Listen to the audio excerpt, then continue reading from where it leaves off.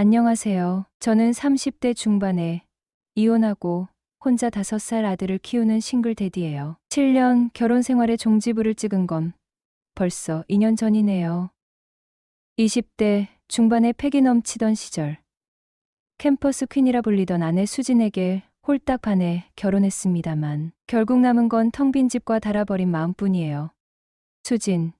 그 이름만 떠올려도 씁쓸한 미소가 번진답니다. 대학교 동아리 MT에서 처음 봤던 수진의 해맑은 웃음.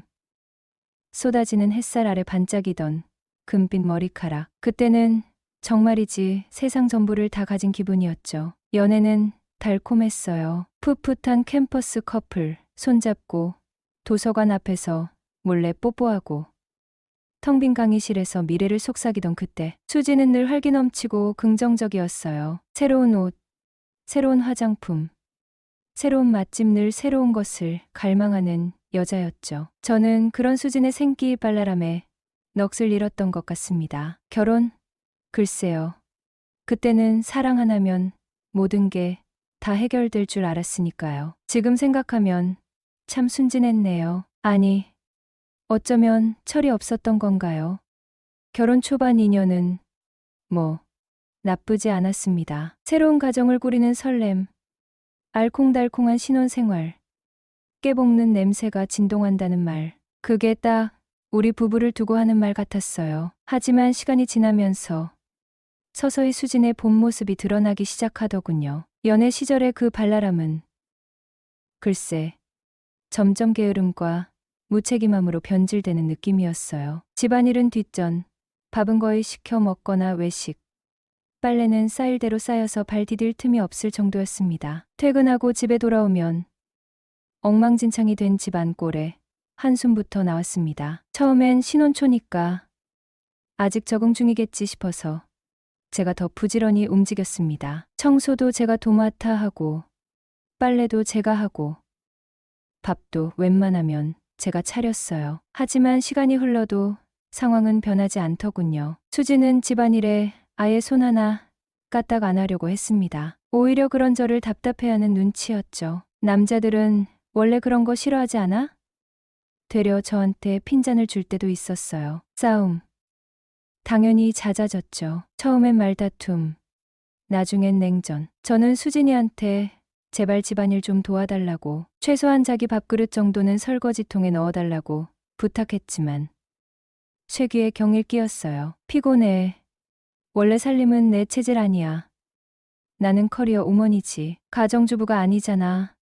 변명은 끝도 없이 쏟아져 나왔습니다. 저는 점점 지쳐갔어요. 그렇게 사랑했던 수진의 그 햇살 같던 미소는 점점 그림자에 가려지고 날카로운 짜증과 냉소만이 남은 여자. 그게 제 아내의 민낯이었던 거죠. 결정적으로 이혼을 결심하게 된 건 아들 민준이가 태어나면서부터였습니다. 애 낳으면 철이 들까 아주 잠깐 기대했던 제가 어리석었죠. 수지는 엄마가 될 준비가 전혀 안 되어 있었습니다. 아니, 어쩌면 엄마가 될 자격조차 없었던 건지도 몰라요. 육아는 오롯이 제 몫이었으니깐요. 밤새 낑낑거리는 민준이 젖먹이고 기저귀 갈고 열이라도 날까 밤새 뜬 눈으로 지새우는 건 늘 저 혼자였어요. 수지는 옆에서 코 골면서 단잠을 잤습니다. 아침이 되면 퉁퉁 부은 얼굴로 겨우 일어나 대충 화장하고 옷 갈아입고 출근하기 바빴죠. 애 밥은커녕 자기 밥도 제대로 챙겨 먹는 꼴을 못 봤습니다. 저는 회사일, 육아, 집안일까지 혼자 짊어지느라 어깨가 짓눌리는 것 같았습니다. 숨 막히는 현실, 벗어나고 싶었지만 민준이 얼굴만 보면 차마 그럴 수가 없었어요. 숱한 밤을 눈물로 지새웠죠. 수진이 붙잡고 울면서 애원도 했어요. 제발 엄마로서, 아내로서 책임감을 좀 가져달라고. 하지만 수진은 냉담했네요. 나 힘들게 하지 마. 나도 내 인생이 있어. 당신 때문에 숨 막혀 죽을 것 같아. 돌아오는 건 날카로운 비난과 원망뿐이었죠. 더 이상 희망은 없다는 걸 깨달았습니다. 7년 결혼 생활. 그렇게 허무하게 막을 내린 겁니다. 이혼 서류에 도장 찍던 날, 수지는 오히려 후련해하는 표정이었어요. 저는 텅 빈 집으로 돌아와 멍하니 소파에 앉아 담배만 태워댔습니다. 후회, 분노, 슬픔, 허탈한 온갖 감정들이 뒤섞여서 가슴 속을 후벼 파는 것 같았어요. 가장 큰 걱정은 역시 민준이었습니다. 수진에게 애를 맡길 수는 없었어요. 걔는 엄마로서 자격이 없다고 생각했으니까요. 결국 민준이는 제가 데려왔습니다. 다행히 어머니가 흔쾌히 도와주셨죠. 어머니는 민준이를 친손주 이상으로 예뻐하고 끔찍이 아껴주셨어요. 어머니 덕분에 겨우 숨통이 트였지만 싱글 대디로서 살아가는 건 여전히 고독하고 힘겨운 일이었어요. 밤늦게 야근하고 집에 돌아오면 깜깜한 집, 잠든 민준이만이 저를 기다리고 있었죠. 가끔은 모든 걸 다 포기하고 싶을 만큼 지칠 때도 있었어요. 하지만 그럴 때마다 민준이 해맑게 웃는 얼굴을 보면 다시 힘을 내게 됩니다. 아들을 위해서라도 저는 강해져야 했죠. 좋은 아빠가 되어야죠. 그게 지금 제가 살아가는 이유이자 버티는 힘이었어요. 서울 변두리 24평 아파트. 빚은 아직 갚아야 할 만큼 남았지만 그래도 내 집이라는 공간은 왠지 모를 안도감을 줬습니다. 하지만 혼자 사는 집은 밤이 되면 유난히 더 휑하고 적막했어요. 특히 민준이 재워놓고 나면 그 정적은 마치 뼛속까지 스며드는 냉기 같았죠. 가끔 답답한 마음에 맥주라도 한 캔 따지만 술 기운에 잠시 잊힐 뿐 근본적인 외로움은 해소되지 않았어요. 그러던 어느 날 삶의 작은 균열이 생기기 시작했어요. 아파트 위층에 사는 아주머니. 아니, 정확히 말하면 할머니를 알게 되면서부터였어요. 그 아주머니는 첫눈에 배우 김미숙 씨를 떠올리게 할 만큼 지적인 분위기가 물씬 풍기는 분이셨어요. 특유의 맑고 깊은 눈과 단정하게 정돈된 헤어는 세월의 흐름 속에서도 변치 않는 세련되고 도시적인 이미지를 더욱 돋보이게 하였어요. 나도 나중에 저렇게 멋있게 나이 들고 싶다는 생각을 절로 하게 만드는 어딘지 모르게 사람을 끌어당기는 매력을 가진 분이었죠. 어느 날 아침 민준이를 어린이집에 데려다 주다가 엘리베이터 앞에서 처음 마주쳤어요. 안녕하세요. 어색하게 인사를 건네자 아주머니는 저는 10층의 상철 할머니예요. 라며 살갑게 자기소개를 했어요. 그 후로 엘리베이터나 아파트 단지에서 마주칠 때마다 자연스럽게 인사를 나누게 되었죠. 며칠 뒤 아주머니가 엘리베이터 안에서 민준이를 보며 아유, 우리 손주 녀석이랑 같은 어린이집 다니나 봐요. 라고 말하는 것이었습니다. 신기하게도 우리 아들과 아주머니 손자가 같은 어린이집에 다닌다는 사실을 알게 된 겁니다. 세상 참 좁다는 생각. 그리고 왠지 모를 묘한 인연 같은 걸 느꼈어요. 어느 날 제가 먼저 조심스레 3년차 돌싱임을 밝혔더니 그녀는 오히려 환하게 웃으며 저는 10년차 과부예요. 라고 털어놓는 것이 아니겠어요? 그 순간 우리는 서로를 마주보며 한참 동안 웃음을 터뜨렸네요. 우스꽝스러운 농담을 주고받은 것도 아니었는데 돌이켜보면 비슷한 처지라는 공감대가 웃음의 이유였던 것 같아요. 그렇게 웃음으로 어색함을 녹여낸 그날 이후 우리는 눈에 띄게 가까워졌죠. 식사는 하셨어요? 오늘 날씨가 참 춥네요. 혼자 애 키우시느라 힘드시죠? 와 같은 평범한 인사말들이 오갔지만 왠지 모르게 마음이 통하는 듯한 느낌을 받았어요. 혼자 사는 제게 건네는 따뜻한 말 한마디는 작은 위로가 되었고 대화가 이어질수록 편안함과 즐거움이 느껴졌죠. 어린이집 행사 이야기, 아이들 장난감 이야기, 심지어는 서로의 살아온 이야기까지 털어놓기도 했어요. 하지만 가끔씩 드러나는 쓸쓸함이 왠지 모르게 제 마음을 건드렸죠. 저와 비슷한 외로움을 느끼는 사람. 어쩌면 그래서 더 끌렸는지도 몰라요. 그날은 아침부터 늦가을 찬바람이 옷깃을 파고드는 매서운 날이었어요. 서둘러 출근 준비를 마치고 지하 주차장으로 내려갔는데 눈앞에 웬 얄미운 레이 한 대가 떡거티고 서 있는 게 아니겠어요? 제 차 바로 코앞에 말이죠. 일단 차를 빼려고 앞으로 힘껏 밀어봤습니다. 있는 힘껏 낑낑거렸지만 레이는 미동도 없이 굳건했어요. 설마 하며 혹시나 하는 마음에 보니 역시나 사이드 브레이크가 야무지게 채워져 있더군요. 순간 욱 하고 짜증이 치솟았습니다. 아, 진짜 주차를 도대체 어떻게 하는 거야? 입 밖으로 불평이 터져 나오려는 찰나 며칠 전 아파트 입구에서 슬쩍 봤던 흰색 레이가 불현듯 떠올랐습니다. 왠지 모르게 낯익은 듯한 느낌. 혹시 위층 아주머니 차였나? 혹시나 하는 마음에 레이 앞 유리에 붙어있는 전화번호로 떨리는 손으로 전화를 걸었죠. 아, 죄송해요. 제가 주차를 좀 사이드 브레이크를 안 풀었나 봐요. 정말 죄송합니다. 소화기 너머로 들려오는 목소리는 역시나 위층 아주머니였어요. 예상, 적중. 아니에요. 괜찮습니다. 저 민준이 아빠예요. 어머, 민준 아빠. 아침에 출근해야 하는데 이걸 어째? 잠시만 기다려요. 약 5분 뒤 그녀가 나타났어요. 그런데 이게 웬일입니까? 엘리베이터 문이 열리자 헐레벌떡 뛰어오는 아주머니와 눈이 딱 마주친 거예요. 샤워를 방금 마치고 나왔는지 머리카락 끝이 촉촉하게 젖어 있었고 급하게 뛰쳐나오느라 대충 걸친 듯한 얇은 홈웨어 차림은 늦가을 찬바람에 맥없이 펄럭였어요. 그 추운 날씨에 맨발로 슬리퍼를 질질 끌며 이거 죄송해서 어쩌죠라며 어쩔 줄 몰라 하는 모습에 오히려 제가 더 미안해지는 기분이었죠. 화가 났던 마음은 온데간데 없이 사라지고 안쓰러움과 함께 묘한 죄송함마저 느껴지면서 그녀가 왜 여자로 보였을까요? 며칠 후 민준이가 감기 기운이 있는 것 같아 어린이집에 못 보내고 회사에 연차를 내고 집에서 쉬기로 했어요. 아침에 음식물 쓰레기를 버리러 나가려니 민준이 혼자 집에 둘 수가 없어 운동 삼아 데리고 나갔는데 엘리베이터 앞에서 위층 아주머니와 손자를 또 마주친 거예요. 어머, 웬일이세요?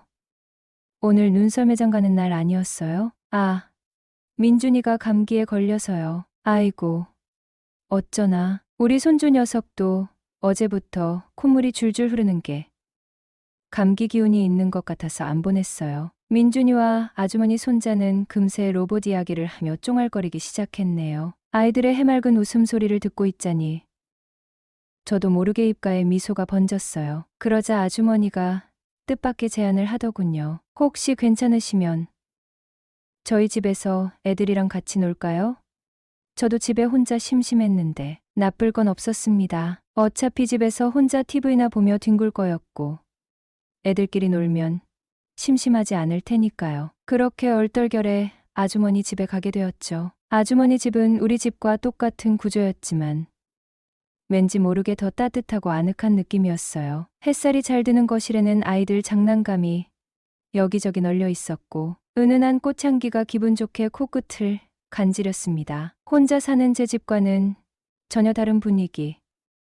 마치 따뜻한 가정집에 초대받은 기분이었어요. 감기 기운이 있어도 애들은 역시 잘 놀더군요. 장난감, 자동차를 굴리고 그림책을 보고 깔깔 웃는 소리가 끊이지 않았어요. 아주머니는 점심까지 손수 차려주셨죠. 따뜻한 콩나물국에 김치, 계란말이 화려한 메뉴는 아니었지만 혼자 대충 끼니를 때우던 저에게는 정말 꿀맛 같았어요. 오랜만에 집밥 냄새를 맡으니 잊고 있었던 따뜻한 가정의 온기가 되살아나는 듯했어요. 민준이도 맛있게 밥을 먹는 모습을 보니 덩달아 기분이 좋아졌습니다. 점심을 먹고 각자 아이들에게 약을 먹였어요. 이제 집에 갈까? 제가 민준이에게 말했습니다. 싫어. 여기서 더 놀 거야. 민준이가 떼를 썼어요. 결국 조금 더 놀다가 아이들 둘 다 낮잠을 재우기로 했네요. 애들은 금세 잠이 들었고 저는 아주머니와 함께 부엌 식탁에 마주 앉았습니다. 혼자 애 키우느라 힘드시죠? 뭐 괜찮습니다. 어머니가 많이 도와주셔서요. 저는 쑥스럽게 대답했어요. 그래도 남자 혼자 살림에 육아까지 보통 일이 아닐 텐데 외롭지는 않으세요? 아주머니의 질문은 왠지 모르게 마음 깊숙한 곳을 꿰뚫는 듯했습니다. 저는 잠시 머뭇거리다 솔직하게 털어놓았습니다. 솔직히 좀 그렇죠. 그 순간 아주머니의 눈빛이 묘하게 달라지는 것을 느꼈어요. 그녀의 눈빛은 따뜻하면서도 어딘가 깊은 슬픔이 깃들어 있어 보였거든요. 한창 때인데 외롭지 않으세요? 그때는 여자가 필요할 나이인데 밤에 혼자 어떻게 자요? 외롭긴 하죠. 그래도 어쩌겠어요. 민준이 키우느라 시간이 나야 말이죠. 여자 만날 시간도 없다니깐요. 허허. 그래. 따로 만나는 애인은 있어요? 애인 없다니깐요. 아니, 그런 애인 말고 따로 파트너나 엔조이 같은 적적할 때 만나는 사람이요. 그런 사람도 없네요. 어머어머, 어째 마누라도 없고 애인도 없으면 무슨 재미로 산대. 호호. 둘만 있게 되자 어색한 분위기를 풀려고 그랬는지 아주머니는 다소 짓궂은 농담을 서슴없이 하였어요. 처음엔 좀 당황스러웠지만 저도 받아쳤네요. 상철 할머니는 혹시 만나는 남자 있으세요? 아니, 나도 없어요. 그럼 밤을 혼자 보내는 건 똑같은 처지네요. 크크. 젊디 젊은 민준 아빠랑 할머니랑 어디 갔나요? 왜 그런 생각을 하세요? 상철 할머니 정도면 꽤 괜찮으신데 저도 솔직히 말해드렸으니 상철 할머니도 솔직히 말씀해 보세요. 남자가 그리우시죠? 안 그립다면 거짓말이겠죠. 나도 사람이기 전에 여잔데 여자는 다 사랑받고 싶어 하잖아요. 특히 남자한테요. 저도 똑같죠 뭐. 환갑을 넘긴 나이에도 여전히 외로움을 느끼는 여자. 어쩌면 저와 같은 상처를 안고 살아가는 사람일지도 모른다는 생각이 들었네요. 나는 환갑이 넘어도 아직 외로운데 쯔쯔. 이렇게 듬직하고 잘생긴 사람이 왜 애인이 없을까? 아이고, 어째. 아주머니는 능글맞은 말투로 마치 오래된 친구처럼 편안하게 말을 걸어왔어요. 길에서 스쳐 지나갈 때는 그냥 평범한 할머니였는데 분위기 탓이었을까요? 가까이서 보니 왠지 모르게 여성스러운 매력이 느껴지더군요. 세월의 흔적이 고스란히 드러나는 얼굴이었지만 그 주름살마저도 아름답게 느껴질 정도였어요. 순간 콩깍지가 쉰 거죠. 송옥순 씨, 딱 그 스타일이었죠. 털털하고 유쾌하면서도 왠지 모르게 끌리는 묘한 매력이 있는 여자. 저도 모르게 엉뚱한 말이 튀어나왔습니다. 아주머니도 젊었을 때는 인기 많으셨을 것 같아요. 지금도 일이 고우신데 순간 저 자신도 당황했습니다. 제가 왜 이런 느끼한 말을 하고 있는 거지? 하지만 아주머니는 싫어하는 기색 없이 오히려 껄껄 웃으며 아이, 참, 늙은이한테 무슨 그런 낯간지러운 소리를 하면서도 얼굴은 살짝 붉어지는 듯했죠. 쑥스러워하는 모습. 왠지 모르게 귀엽게 느껴졌어요.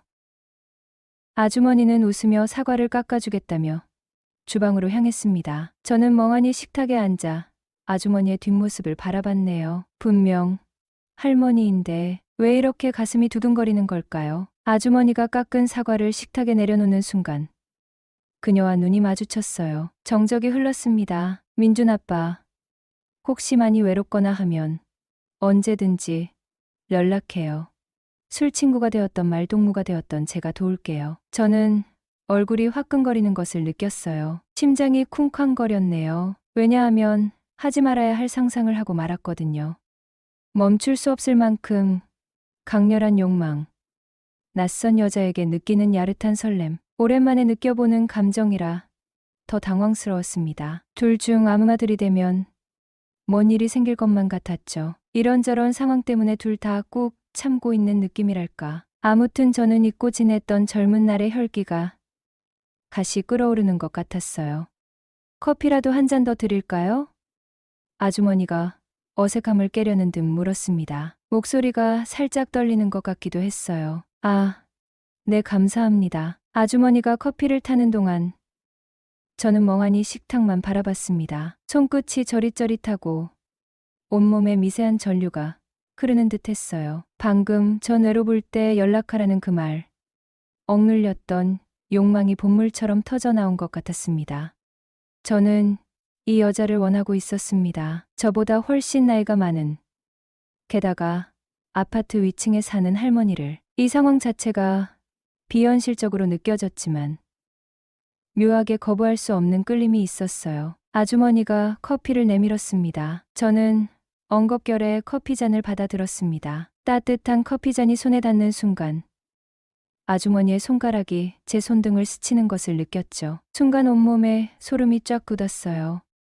그리고 그 다음은 정말이지 정신없이 흘러갔습니다. 마치 무언가에 홀린 듯 저도 모르게 손을 뻗어 아주머니의 손을 잡았더니 그녀는 아무런 말도 없이 절 자기 방으로 데리고 들어가더군요. 저는 저항하지 않았어요. 아니, 오히려 아주머니의 손길을 더 갈망하고 있었는지도 몰라요. 그녀의 손이 제 손등을 부드럽게 쓸어내리자 온몸에 전율이 흘렀습니다. 숨소리가 가빠지고 심장이 미친 듯이 쿵쾅거렸어요. 이성을 잃은 사람처럼 저도 모르게 아주머니에게 다가갔죠. 어쩌면 우리는 서로에게 필요한 존재였는지도 몰라요. 외로운 싱글 대디와 홀로 손자를 키우며 외로움을 느끼는 할머니, 나이 차이는 숫자에 불과할 뿐 우리는 서로의 빈자리를 채워줄 수 있을지도 모른다는 생각이 들었죠. 그리고 우린 건너지 말아야 할 강을 건너고 말았네요. 문제는 다음 날부터였어요.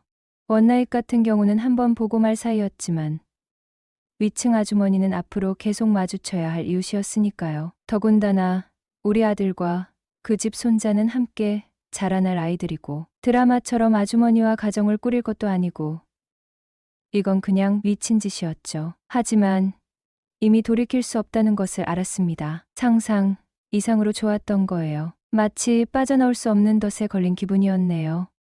집에 돌아와 샤워를 하고 침대에 누웠지만 잠은 오지 않았습니다. 온통 아주머니 생각뿐이었어요. 오늘 있었던 일, 그녀의 몸, 그녀의 목소리, 그녀의 눈빛 머릿속에서 떠나질 않았거든요. 파트너도 아니고 애인이라고 하기에는 나이 차이가 너무 컸고 무엇보다 아들에게 죄짓는 느낌이 들었어요. 앞으로는 절대 그러지 말아야지. 머리로는 수없이 다짐했지만 왠지 모르게 또 아주머니와 그런 자리를 갖게 될 것 같다는 불안한 예감이 들기도 했죠. 아니, 어쩌면 불안함보다는 은근한 기대감이었는지도 몰라요. 금지된 사랑, 위험하지만 멈출 수 없는 끌림. 저는 점점 더 깊은 수렁으로 빠져들고 있었던 겁니다. 샤워할 때도, 운전할 때도, 심지어 회사에서 회의 중에도 불쑥불쑥 그녀의 얼굴이 떠올랐어요. 처음에는 현타가 시게 왔었죠. 내가 미쳤지.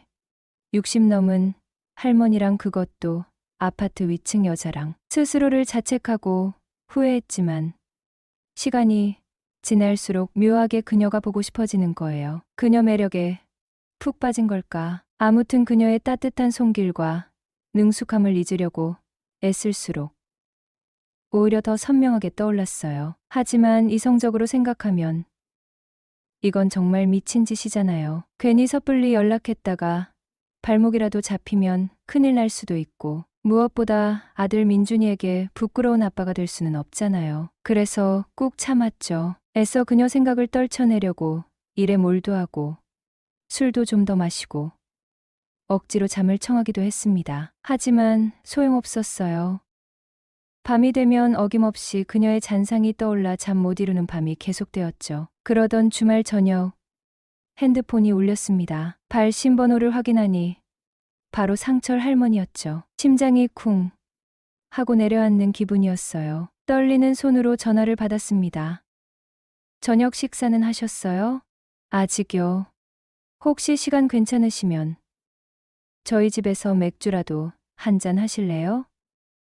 집에 아무도 없는데 혼자 술 마시기는 좀 그렇고 해서요. 순간 머릿속이 하얗게 되는 기분이었어요. 가야 하나, 말아야 하나, 수없이 고민했던 질문이 눈앞에 현실로 닥쳐온 겁니다. 머리로는 안 된다고, 위험하다고, 당장 끊으라고 외쳤지만 몸은 이미 그녀의 집으로 향하고 있었습니다. 이미 이성을 잃어버린 거죠. 어쩌면 처음부터 멈출 수 없었는지도 몰라요. 운명처럼 거부할 수 없는 이끌림에 이끌려 또다시 돌아올 수 없는 강을 건너고 만 겁니다. 엘리베이터를 타고 10층 버튼을 누르는 순간 심장이 터질 듯이 쿵쾅거렸습니다. 손에 땀이 흥건하고 입술은 바짝 말랐어요. 혹시라도 누가 볼까?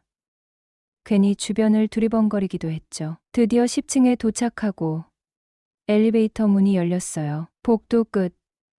익숙한 문 앞에 서서 숨을 크게 쉬고 초인종을 눌렀습니다. 딩동 짧고 경쾌한 초인종 소리가 굳게 닫힌 침묵을 깼어요. 잠시 후 문이 조심스럽게 열렸습니다. 문틈으로 드러난 아주머니의 얼굴은 어딘가 긴장한 듯 굳어 있었지만 촉촉하게 젖은 눈빛만은 부드러웠습니다. 어서 와요. 근데 이건 또 웬일이단 말입니까? 평소 단정하고 수수한 옷차림만 고수하던 그녀가 그날은 마치 신혼 첫날 밤을 맞이하는 새색시처럼 짙은 화장에 야시시한 옷을 입고 수줍은 듯 미소 지으며 저를 맞이하는 것이 아니겠습니까? 거실 테이블 위에는 맥주 몇 캔과 간단한 안주가 놓여 있었고 은은한 클래식 음악까지 흐르고 있었고요. 저는 다시 한번 마음이 흔들리기 시작했네요. 내가 먼저는 아니지만 그녀가 또 내 손을 잡고 방으로 이끈다면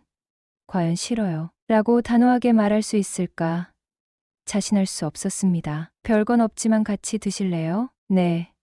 감사합니다. 어색한 침묵이 흘렀지만 불편함보다는 묘한 긴장감과 설렘이 감도는 침묵이었어요. 맥주를 한 모금 들이키자 쌉쌀한 맛이 긴장을 조금 풀어주는 듯했습니다. 그날 일은 정말 죄송했어요. 아주머니가 조심스럽게 입을 열었습니다. 얼굴은 여전히 붉어져 있었고 시선을 애써 피하는 듯했어요. 아니에요. 제가 더 신뢰를 범한 것 같아서. 저도 덩달아 얼굴이 붉어지며 어색하게 사과를 했죠.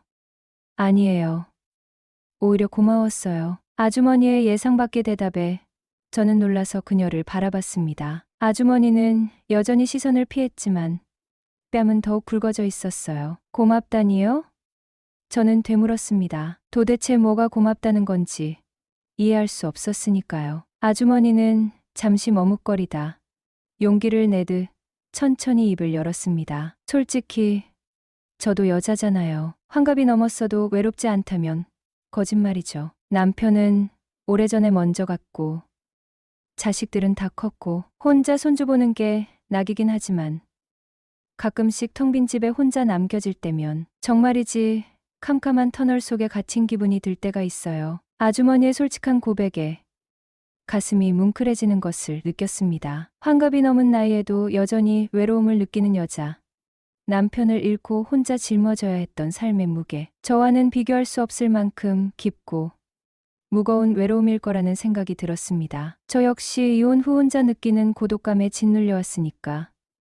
아주머니의 외로움이 왠지 모르게 더 절실하게 와 닿았죠. 저도 혼자라서 외로울 때가 많아요. 이혼하고 혼자 애 키우면서 가끔씩 정말 캄캄한 밤길을 혼자 걷는 기분이 들 때가 있어요. 앞이 안 보이는 막막함.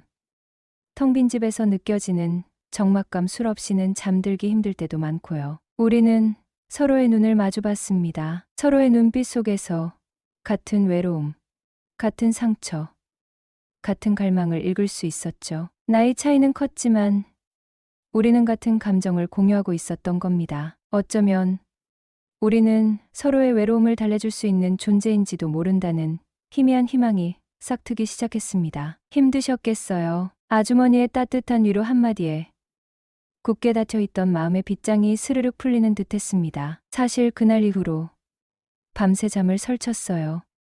저도요. 계속 아주머니 생각만 나더라고요. 저도 그래요. 그 짧은 한마디에 우리는 서로의 마음을 확인한 듯한 기분이 들었어요. 더 이상 숨길 필요도 망설일 필요도 없다는 것을 직감적으로 알 수 있었죠. 더 이상 숨길 것도 감출 것도 없다는 것을 알 수 있었어요. 우리는 서로에게 솔직해지기로 한 겁니다. 위험하지만 멈출 수 없는 사랑. 금지된 열매를 탐하는 짜릿함. 우리는 그 유혹에 완전히 빠져들고 있었던 겁니다. 솔직히 말해서 당신 남자로서 정말 매력적이에요. 듬직하고 따뜻하고 그리고 왠지 모르게 섹시해요. 아주머니의 솔직한 칭찬에 얼굴이 화끈거리는 것을 느꼈습니다. 나이 든 여자에게서 듣는 섹시하다는 말. 묘하게 짜릿하고 기분 좋았어요. 아주머니도 정말 아름다우세요. 세월이 흘러도 아주머니의 아름다움은 변하지 않은 것 같아요. 이 감정을, 이 순간을 놓치고 싶지 않았어요. 저는 몸을 일으켜 아주머니에게 다가갔습니다. 그리고 다시 한번 그녀의 입술에 입을 맞췄습니다. 서로의 마음을 확인한 후라 망설임도 어색함도 없었어요. 정말 좋았어요. 저도요. 짧은 대답이었지만 그 한마디에 모든 감정이 담겨 있는 듯 했어요. 제 인생에 다시 봄날이 찾아온 겁니다. 30 후반, 뜻밖의 봄날, 위층 여자, 그녀와의 은밀하고 위험하지만 너무나 달콤한 사랑이 시작된 순간이었죠. 행복은 목적지가 아니라